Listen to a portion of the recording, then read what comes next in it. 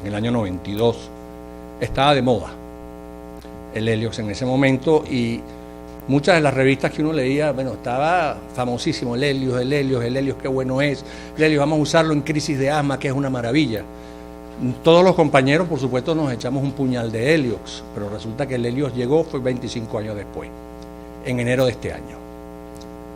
Tenemos el Heliox en Venezuela. Y estoy hablando del Heliox no porque tengo ningún interés con el laboratorio, ni me están promocionando nada, sino que tanto me emocionó en esa época, y lo veo que ahora en enero de este año sale el Heliox, una compañía que antes ¿se acuerdan de la que distribuía todos los gases? AGA. Esa compañía ahora cambió de nombre y trajo el Heliox. Entonces se los digo simplemente para traerlo, para que lo conozcan y si es posible lo vayamos a utilizar en nuestros hospitales, en nuestras clínicas. ¿Qué es lo que hace el Heliox? Vamos a ver acá. Ok. Primero, ciertas reseñas históricas del Heliox.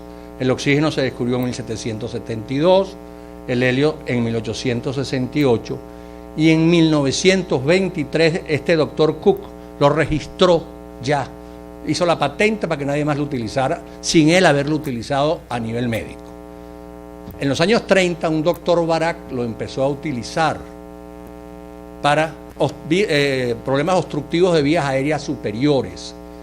Y de los años 30, no sabemos el por qué, creemos que sería por la época de la depresión americana, que fue en esos años, los años 30, hasta el año 90 estuvo como mudo, hasta el año finales del 80, pues el 88, 89 empezó otra vez a reaparecer el Heliox, y entonces estos señores, por ejemplo, Xu, en la revista Asthma en el 89, y el doctor Mantoux, en la revista Respiratory Care en el 97, empezaron otra vez a hablar del Heliox. ¿Qué es el Heliox y para qué sirve?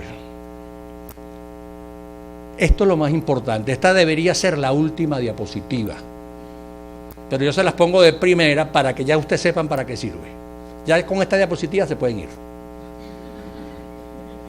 El objetivo, aumentar la presión de oxígeno a nivel alveolar y aumenta el depósito de los medicamentos inhalados en todas las vías aéreas.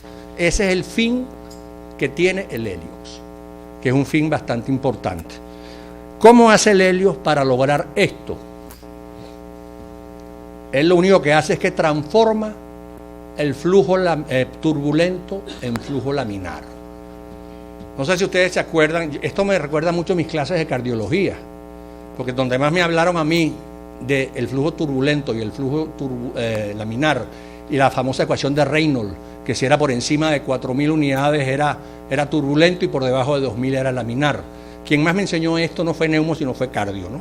Pero tiene aplicación física para todo lo que sea flujo. Entonces, esto es lo que hace el Heliox. Por cierto, el Heliox no tiene ninguna función farmacológica ni biológica. Como lo veremos más adelante, es un gas inerte y no tiene ninguna solución ni disolución con las células humanas. Usted no tiene ningún efecto directo sobre el cuerpo humano. Como vemos acá, transforma el flujo turbulento en flujo laminar.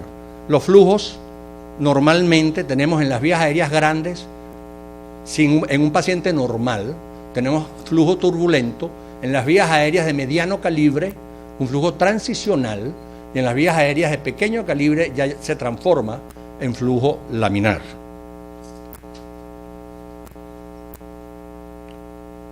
Ok, esto es lo que le estaba yo hablando hace ratico del fenómeno de Reynolds, de la famosa ecuación de Reynolds. El Heliox lo que hace es bajar el número de Reynolds por debajo de 2000, lo transforma en flujo laminar. Esa famosa ecuación de Reynolds, ¿cuáles son los componentes? La D es densidad, la V es velocidad del flujo, la R es el radio del cilindro por donde está pasando ese flujo, y la N de abajo es la viscosidad. El helio lo que tiene es una densidad 7 veces menor que el nitrógeno. Aquí tenemos las presiones parciales de los gases a nivel del mar. Como ustedes ven, lo hemos leído siempre, es 760 milímetros de mercurio. Y vemos el nitrógeno ocupa casi el 80% del aire que respiramos. Entonces lo que nosotros vamos a hacer es cambiar este señor por helio. Eso es lo que hacemos. Quitamos el nitrógeno y metemos helio.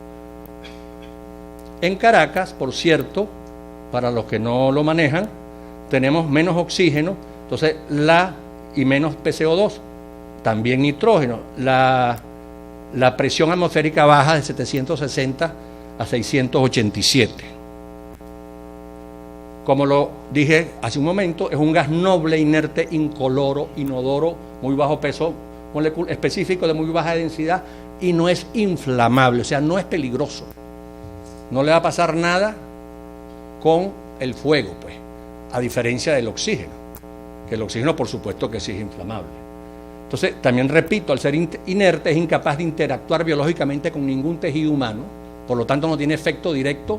Eso por algún lado nos favorece cuando vamos a trabajar con él, porque no vamos a causar efectos secundarios del helio porque no los tiene. Los efectos secundarios que lo tienes si lo manejamos mal, conjuntamente con otros medicamentos que vayamos a utilizar conjuntamente con el helio. Es 7 veces menos denso que el nitrógeno y 1/3 menos denso que el aire. ¿Cómo logra él eso? Básicamente por la densidad del helio. Mejora la ventilación, disminuye el trabajo respiratorio, previene o retrasa la fatiga muscular, el fracaso respiratorio. Entonces, ¿cuál es la función del helio realmente? Vamos a decirlo de una palabra muy sencilla, es un contemporizador.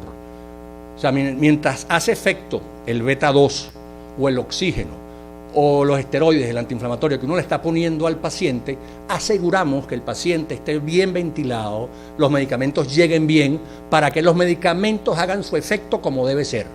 Un paciente muy obstruido, los medicamentos ni el oxígeno le llegan.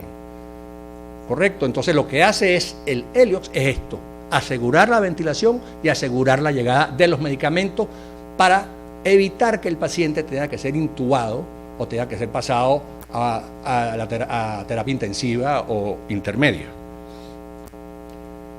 Disminuye la resistencia de las vías aéreas, aumenta el flujo en 20-25% más que el aire. Por otro lado, también es muy bueno para la parte de difusión y eliminación del CO2, porque es 4 o 5 veces difunde mejor con helio el CO2 que con el aire. Entonces, un paciente que tenga, por ejemplo, atrapamiento aéreo, va a mejorar mucho más rápido, porque va a salir más fácil el CO2 y el nitrógeno que tenga. Por eso también funciona para neumotórax y porque eso también funciona para hiperamonemia, porque aumenta la salida del CO2 a nivel pulmonar. Eso lo vamos a ver a continuación. Aumenta el compliance. El compliance simplemente es la complacencia, la distensibilidad del pulmón, la complacencia a ser inflamado o sea, distendido con el aire. Eso es lo que significa compliance. Por lo tanto, también aumenta el gradiente alveolar de oxígeno porque asegura su llegada, disminuye los cortocircuitos pulmonares, aumenta la relación ventilo-perfusional y aumenta el depósito de fármacos nebulizados. Aumenta en 20-30% más el depósito de fármacos que cualquier otro vehículo que utilice sea aire o sea oxígeno. ¿Qué hacemos? Lo que ya comenté, ganamos tiempo simplemente mientras los otros medicamentos hacen su trabajo, hasta que tenga su resolución espontánea.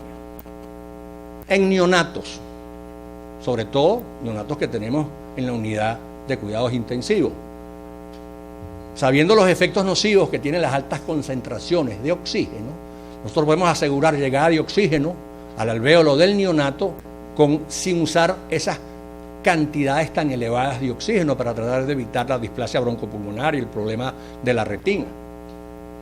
Disminuye los efectos pulmonares de angina, evita o retrasa la ventilación mecánica, reduce las altas presiones que también a veces tenemos en los recién nacidos intubados. ¡Ay, se explotó un pulmón! Bueno, en realidad fue la pleura, ¿no? Pero es muy frecuente en pacientes utilizando altas presiones que pase en recién nacidos.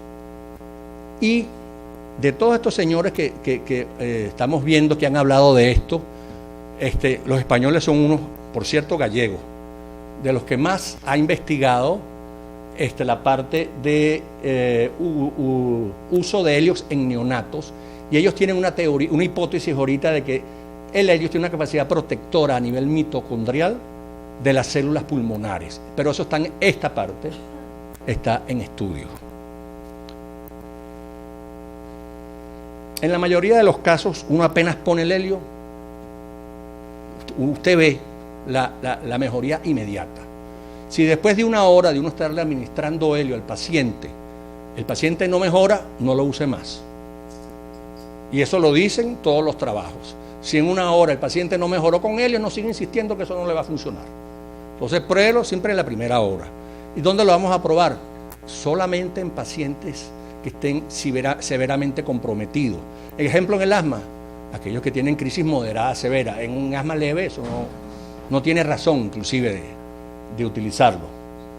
Disminuye disnea, fatiga, esfuerzo respiratorio y aumenta la mejoría subjetiva, como sientes mayor confort, tranquilidad y conciliación del sueño. Cuando el paciente, ustedes lo han visto, siente, el niñito que tiene 6 horas con disnea, con trabajo respiratorio importante, usted le mejora la ventilación y el niñito cuando siente un descanso, usted que se duerme de todo el cansancio que tenía acumulado durante esas 6 horas. Una vez que él siente que le está llegando el oxígeno suficiente a su alvéolo, el muchachito tiende a dormirse. ¿Cuáles son las indicaciones del helio? Anoten, básicamente patología obstructiva de todas las vías aéreas, superiores e inferiores. Esa es su indicación principal.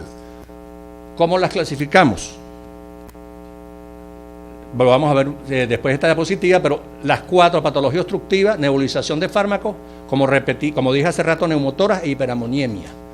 Esas son sus 4 indicaciones básicas. ¿Cuáles son las indicaciones básicas de la patología obstructiva? La vamos a ver también en la próxima. En los niños debería ser más efectivo porque los niños tienen las vías aéreas mucho de diámetro más pequeño que el adulto. Entonces se produce más flujo turbulento que laminar. Entonces debería ser más efectivo en niños que en adultos el helio. Por eso es más importante a nivel pediátrico que a nivel de adultos. Cuanto antes usted inicie su uso, más rápido el paciente va a salir.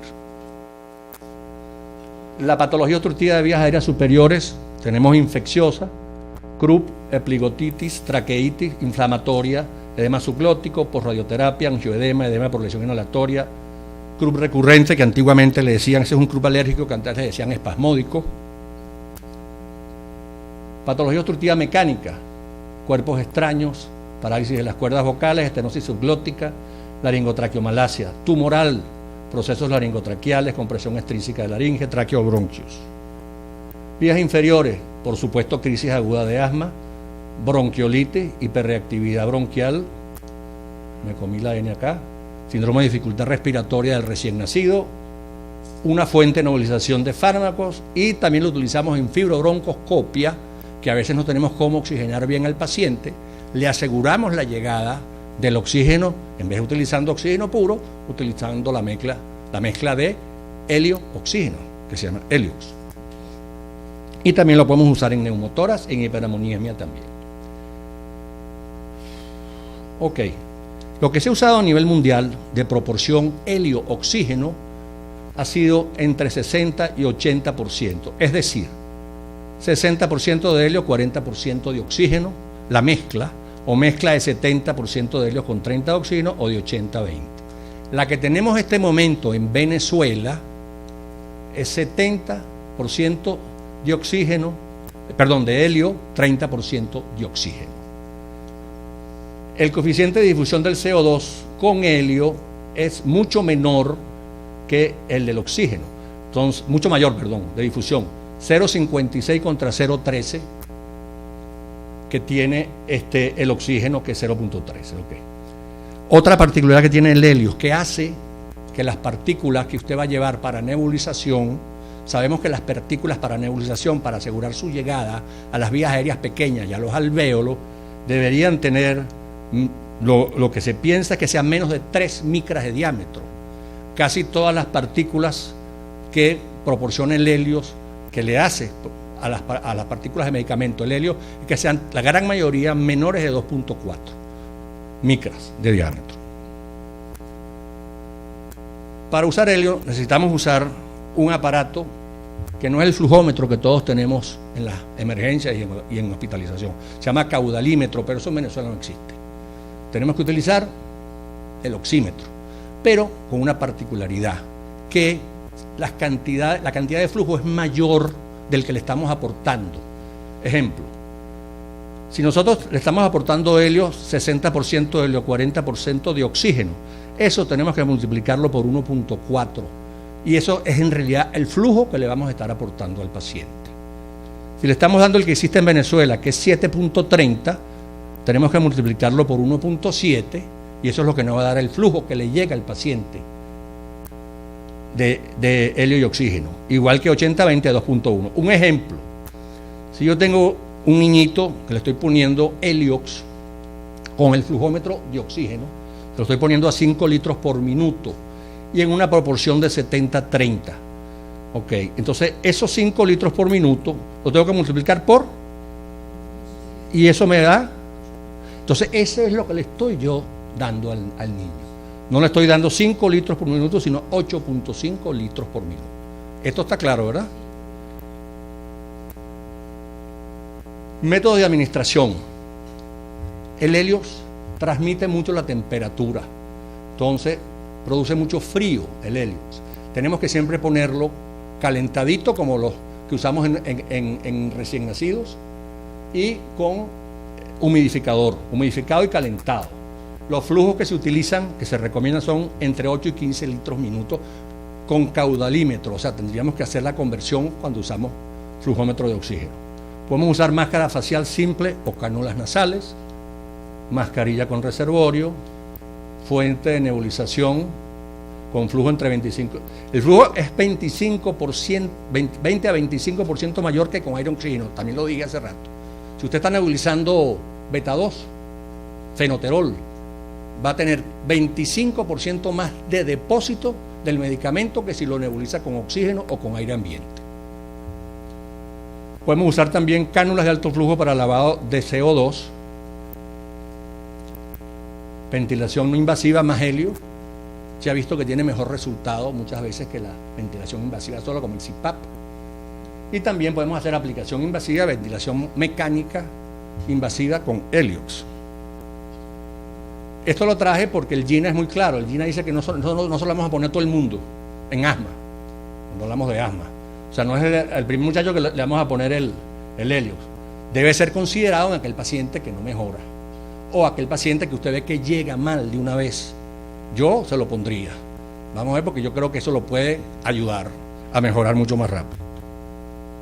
Contraindicaciones del heliox: falla respiratoria hipoxémica, que tenga saturación de menos 80%, o que el paciente necesite más de 0.6 de fracción inspirada de oxígeno para mantener una buena oxigenación y saturación. Y la otra es hipotermia severa. Ya yo les comenté que el helio transmite la temperatura, sobre todo fría, mucho más que el oxígeno y que el aire ambiente. Efectos secundarios: no se ha descrito ninguno porque es un gas inerte y que no tiene ninguna combinación biológica con las células y los tejidos humanos. ¿Cuándo puede ser que tenga efectos secundarios? Dependiendo de cómo lo pongamos. Entonces ya no va a ser por el helio, sino por la otro procedimiento unido que le estamos administrando al paciente. Pacientes con severo desbalance en la relación BQ y que requieren una FI mayor de 0.6 y le ponemos helio, posiblemente ese paciente no va a mejorar. Hipotermia: la conductividad térmica del helio es 7 veces mayor que la del aire. Siempre hay que calentarlo y humedecerlo. Y barotrauma: si no tenemos unos parámetros definidos ventilatorios en un paciente intubado, o estamos metiendo el helio, así como necesitamos el caudalímetro, en los equipos de respiración mecánica hay software especiales, programas especiales para usar helio, porque las mediciones son diferentes que con oxígeno o con aire ambiente. Entonces, eso hay que saberlo. No se puede usar en equipos de respiración mecánica si no hay los software indicados para trabajar con helios. Y esta es la bibliografía. Estas dos últimas que están acá las traje porque no todo el mundo está de acuerdo con el helio. Por lo menos hay un estudio Cochrane del 2013 que dice que en laringotraqueitis, en Krupp, tanto el helio como el oxígeno, como la epinefrina, como la dexametasona, no había ninguna diferencia entre ellos. O sea, hay trabajos a favor y hay también en contra, pero encontré muchos más trabajos a favor que trabajos en contra. Igual que este señor, esto que salió en Update en julio del 23, en Up to Date, decía que el depósito de medicamentos era lo mismo utilizando Heliox que utilizando oxígeno. Bueno, señores, muchas gracias por su atención. Buenas tardes.